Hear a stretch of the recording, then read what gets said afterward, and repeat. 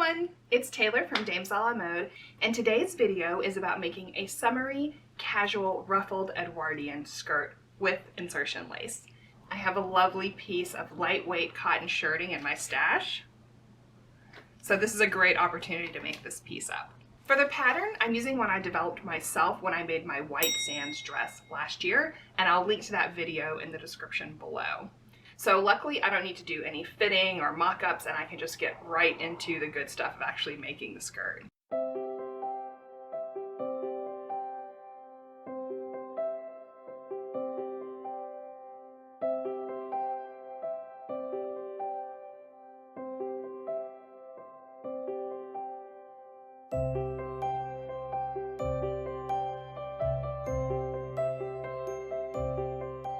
So here's my very amateur concept art because I am not good at drawing, but you get the idea. I'm just going to have a regular skirt with a ruffled flounce at the bottom, and all these little lines that you see here are insertion lace. So I'll have one in the actual ruffle itself and then some going down the length of the skirt. Here is the actual fabric that I'm using.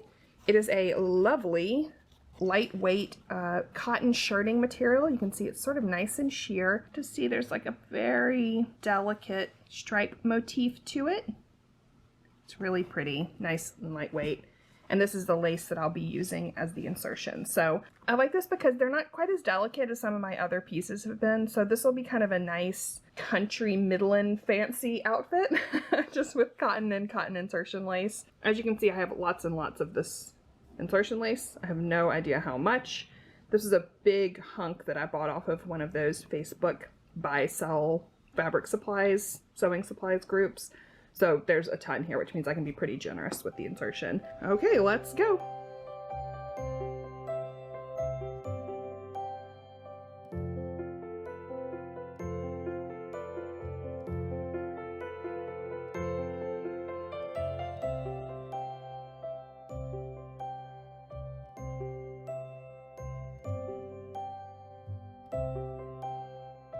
One change that I am making is adding a bit of fullness at the bottom and at the back of the skirt, which I'm managing by freehanding a little bit of extra width to the pattern at the side back, as well as additional width on the center back, which will allow me to put in a few pleats and give it some extra oomph at the back. I just eyeballed this and I ended up adding about 8 inches to each side for an additional 16 inches of width at the back. Before I do any assembly of the skirt pieces, I'm going to add the insertion lace to the front panel. This is much easier to do when it's still a flat piece and as small as you can get it, especially with my design, which means I don't have to go over any seam lines with my insertion lace pattern.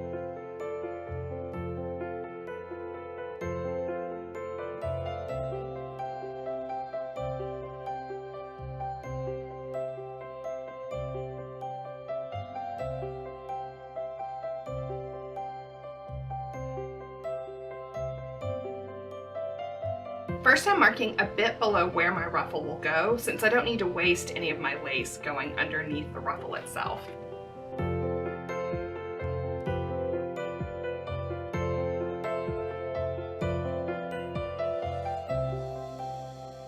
Then it's just the simple task of marking and pinning where I want the placement of the lace on the front. I'm doing some basic measuring to ensure it's even on both sides, but mostly I'm just sort of eyeballing where I think this is going to look good.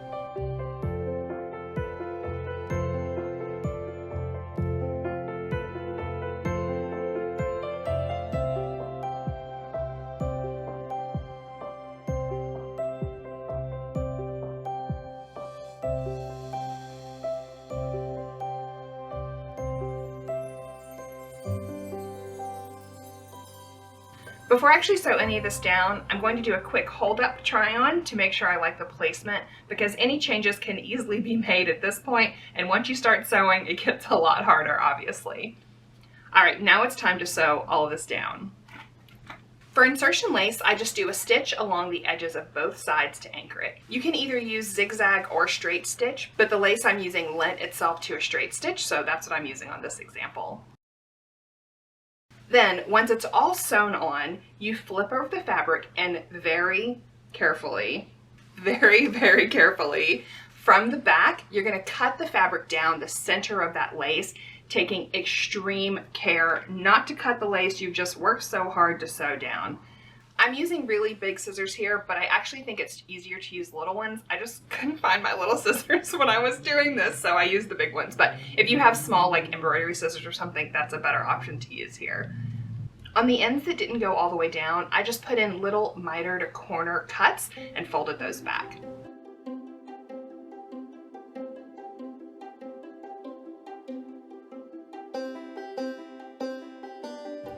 After it's cut, you press open the cut from the back so that the lace is free from the fashion fabric.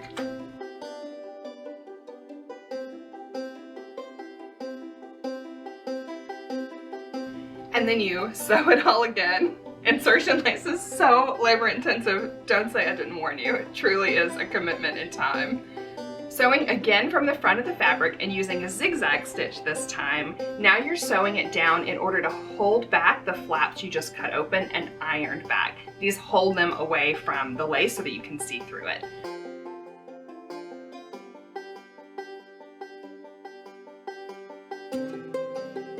Once it's sewn down the second time, you can cut off any excess fabric if needed. Depending on how wide your lace is, you may not need to do this trimming step, but since mine's pretty wide and there's considerable overlap, I just went ahead and did it. Just makes everything a little bit cleaner.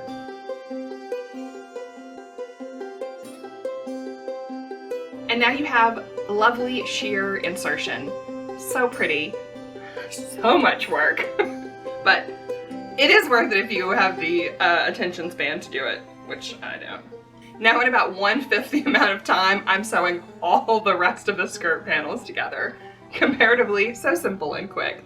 I left about 8 inches open at the top of the center back and added a simple placket, and then the fitting step will come a little bit later in the process. Before we get to the ruffle, I need to even out and sew down the hem, so onto the dress form we're going to go.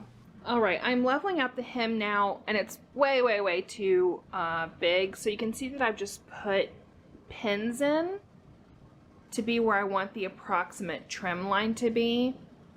And I'm just gonna freehand trim this along those lines. And then I'll match up the other side to what I've trimmed off. I just think it's a little bit easier to see when you can actually lay it out and see what the whole silhouette is going to look like.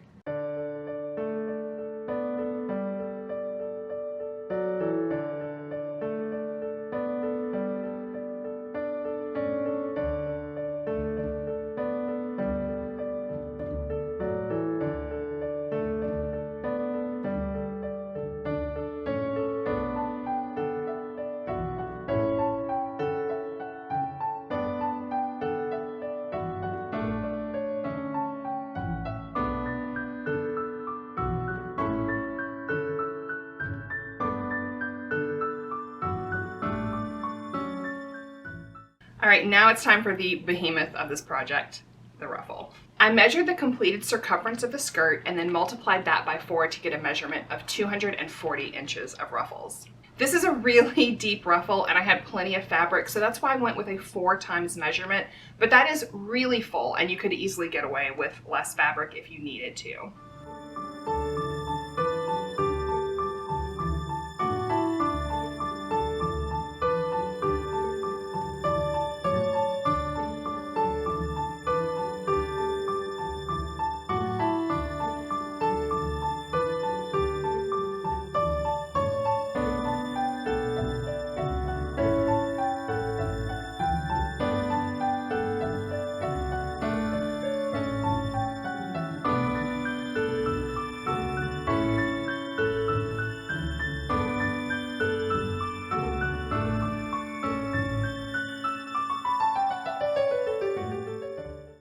I cut out my ruffle pieces to be 4 times the fullness of the hem, but it just occurred to me that that might actually be a little bit too full. You know, this is sort of a more casual style of skirt, and I'm a little nervous that it's going to be too fluffy if I do 4X. So what I'm going to do is I'm actually going to cut out a smaller piece and just test ruffle it and see what it looks like. So we're going to set these aside for now, and I'm going to grab a scrap and I'm going to ruffle this one instead and just see what it looks like.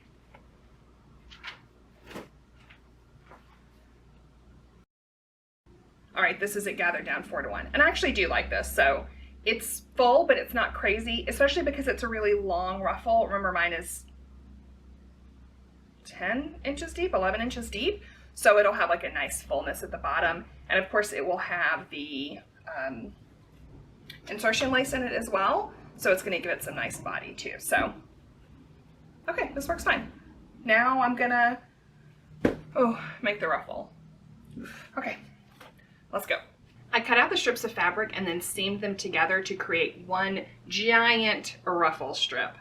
And then I hemmed all of one edge of the whole thing, which I did the same way as the skirt, turning under twice and sewing it down with a running stitch.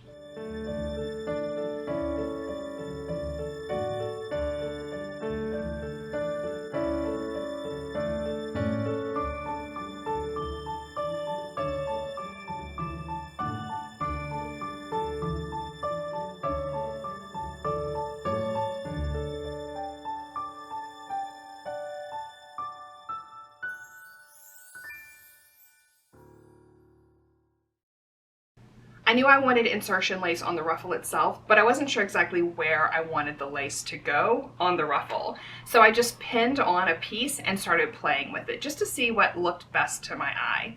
I ended up liking it best on the bottom edge, as well as adding a band of the lace to the top of the ruffle. I'm lucky I had so much of this lace to work with because it let me be sort of flexible with the design. And in the end, I ended up using about 11 yards of lace for the skirt. So it really does take up a tremendous amount. Now it's time to add the insertion lace to the ruffle piece, which is the exact same process as I did on the front skirt panels, only now it's across 240 inches of fabric. Okay, this step took a long time, a really long time. So once, clip the fabric, iron, and sew it all down again, and then trim off the excess.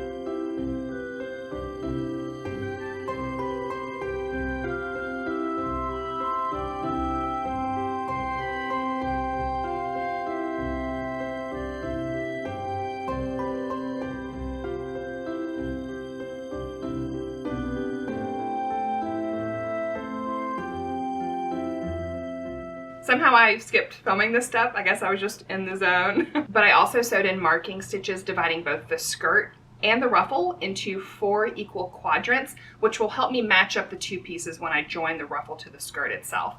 I'll show you how this goes together in a moment, but if you catch weird little pieces of green thread, that's what that's for. You might spy one. All right, I'm gonna start ruffling my ruffle, I guess. And I actually use my machine to do this. So what I do is I turn my tension all the way up on the top, and then I change my stitch length down here to being a really large stitch length. And that's gonna kind of suck all the fabric into it and ruffle as we go. So that's the first step that I do for ruffling. So I'll show you how that works now.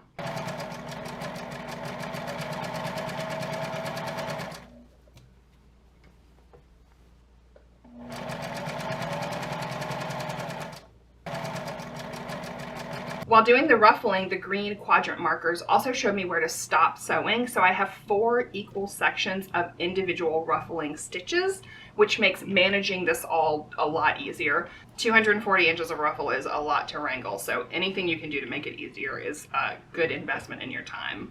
Okay, all done. This only took me about 5 minutes to do the whole thing. I love this machine ruffling. It's just such a fast, satisfying process, especially given how tedious a lot of the other sewing on this project was. Here's where the green thread marks come in. I matched up the marks on the skirt with the marks on the ruffle so that the ruffle fullness was divided evenly on the skirt across all 4 sections.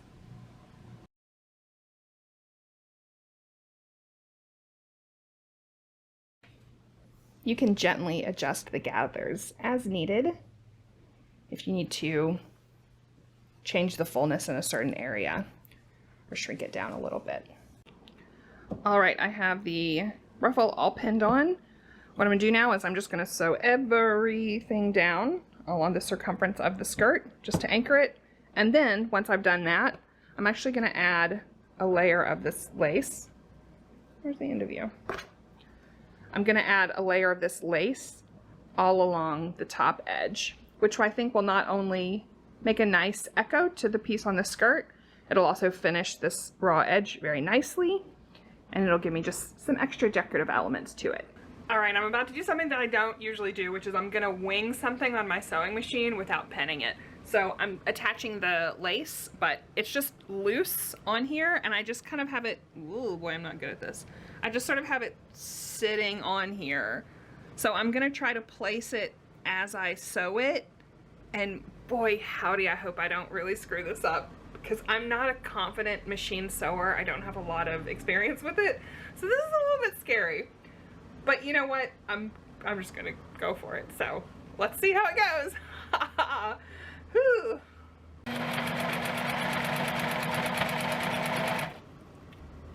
This is actually working somehow. This is a miracle. Well, it's not really a miracle. I'm proud I'm doing something. Yay!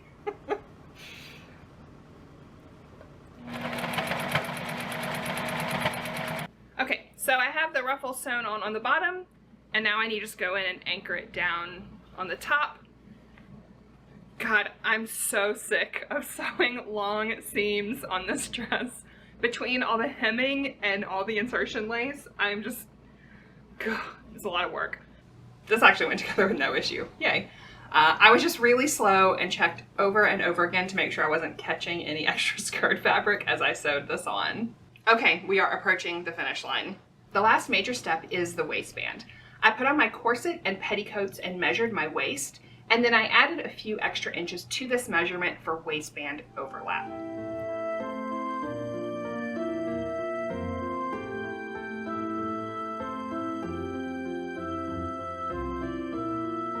Using a piece of leftover fabric, I cut out a wide band in the length needed.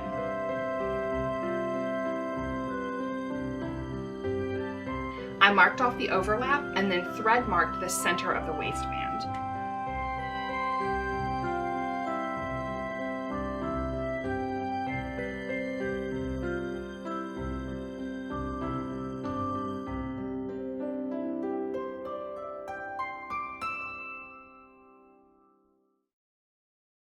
With the center marked, I can now attach the skirt to the waistband.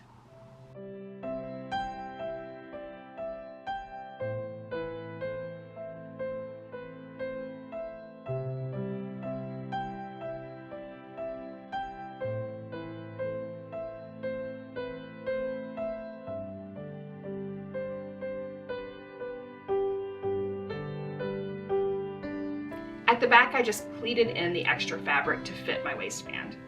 As you can see, I mostly just eyeballed this and tried to make sure the pleats at least looked balanced.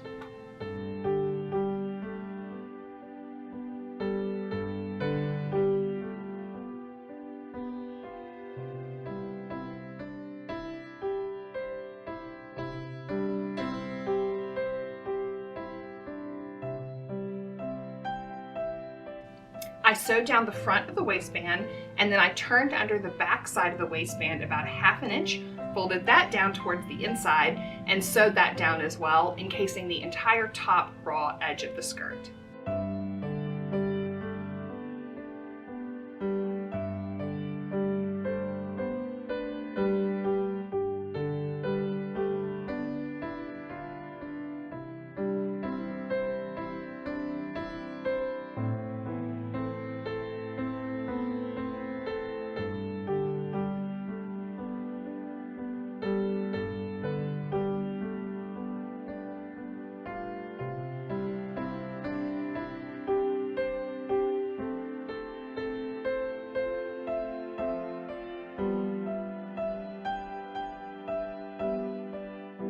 Here's a shot of the finished waistband along with the placket that I added to the back opening. This prevents my white petticoats from peeking out of the center back and just sort of finishes the edge nicely. Only one more step, and normally I would just safety pin this closed, but I'm gonna pretend that I'm actually a good finisher for this YouTube video and actually sew in a clasp on this, which, full disclosure, I don't actually typically do. I like to use skirt hooks for Edwardian skirts since they're stronger and sturdier than hooks and eyes, and I think they hold up better to heavier, longer skirts like this, especially anything with a train, because it really creates a lot of drag when you're walking with one of those, so a nice sturdy skirt hook is a really good way to close these.